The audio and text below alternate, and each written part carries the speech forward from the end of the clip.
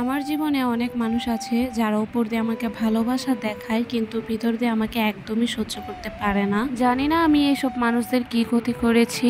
আমার মনে হয় আমি আমার এই জীবনে কখনো কারো কোনোদিন ক্ষতি করিনি, কিন্তু আমার ক্ষতি করার জন্য আমার অনেক কাছের মানুষগুলো বারবার আমার পিঠে ভালোবাসার নামে ছুরি বসিয়েছে। আমি যাকে ভালোবাসি তাকে মন থেকে ভালোবাসি, কিন্তু আমার কাছের মানুষগুলো আমার সামনে এমন ভাব দেখাবে যে তারা আমাকে ছাড়া কিছুই বোঝে না, সবসময় আমার ভালো চায়। তারা ছাড়াও আমি আমার আশেপাশে এমন কিছু মানুষ দেখেছি যাদের প্রশংসার মাঝে একটা চাপা হিংসের গন্ধ ছিল, যাদের ভালো চাওয়ার মধ্যেও খারাপ চিন্তা ছিল, যাদের আমি কখনো আমার প্রতিদ্বন্দ্বী ভাবিনি, অথচ তারাই প্রিয়জনের মুখোশ পরে বারবার আমাকে আঘাত পেতে পেতে এখন আমি অনেকটাই মানুষ চিনতে পেরেছি। এখন সবার সাথে তাল মিলিয়ে চলি, যার সাথে যেরকম ব্যবহার করা উচিত তার সাথে সেরকমই আচরণ করি। আমি সবসময় চেয়েছি সবার সাথে মিলেমিশে থাকতে, আমি সবাইকে ভালোবেসে কাছে টেনে নিতে চেয়েছি। আমি মানুষকে আপন ভাবলে কি হবে, মানুষ কখনো আমাকে আপন ভাবেনি।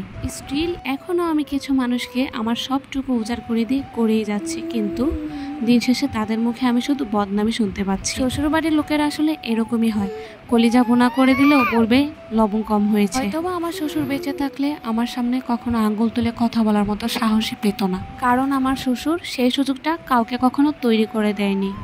উনি এখন নেই, আমাদের খারাপ সময় চলছে, তাই সবাই এখন আমাদের এই দুর্বলতাটাকে ব্যবহার করছে। আসলে কি জানেন, পানিতে না নামলে যেমন সাঁতার শেখা যায় না, খারাপ সময় না আসলেও তেমনি মানুষ চেনা যায় না। খারাপ সময় আসলে আপনি ঠিকই চিনতে পারবেন কে আপনার প্রকৃত বন্ধু আর কে আপনার শত্রু। আমি আমাদের খারাপ সময়ে কিছু মানুষকে হাড়ে হাড়ে চিনতে পেরেছি।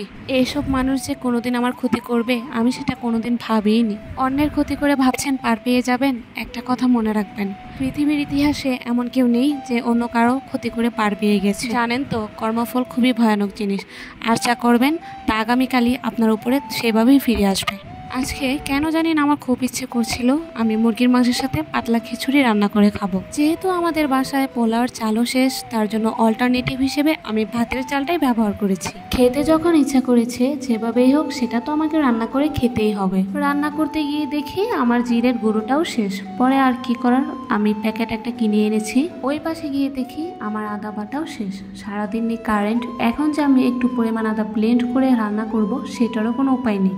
আজকে তো রান্না করতে গিয়ে আমার মুড একেবারে খারাপ হয়ে যায়, আমার ভিডিও করতে মন চাচ্ছিল না। সব কিছুর মধ্যে আবার সারিকা আজকে খুবই বিরক্ত করেছে, যেটা বলার মতো না। তার মধ্যে ছিল প্রচন্ড রকমের গরম। রান্না করে গিয়ে তো আমি ঘেমে টেমে একেবারে শেষ, প্রচন্ড রকমের মাথা ব্যথাও করছিল। সবকিছু মিলিয়ে আজকে রান্নাটা করেছি। আজকে মন মেজাজও খুবই গরম ছিল। বাসায় আজকেও কে ছিল না, একা হাতে মেয়েকে সামলিয়ে আমাকে সবগুলো কাজে করতে হয়েছে। এই তো আমার পাতলা খিচুড়ি আর মুরগির মাংস রান্না করা হয়ে গিয়েছে। আজকের মতো এই পর্যন্তই, দেখা হবে পরবর্তীতে সুন্দর একটি ব্লগ নিয়ে। সে পর্যন্ত সবাই ভালো থাকবেন, সুস্থ থাকবেন। Thank you.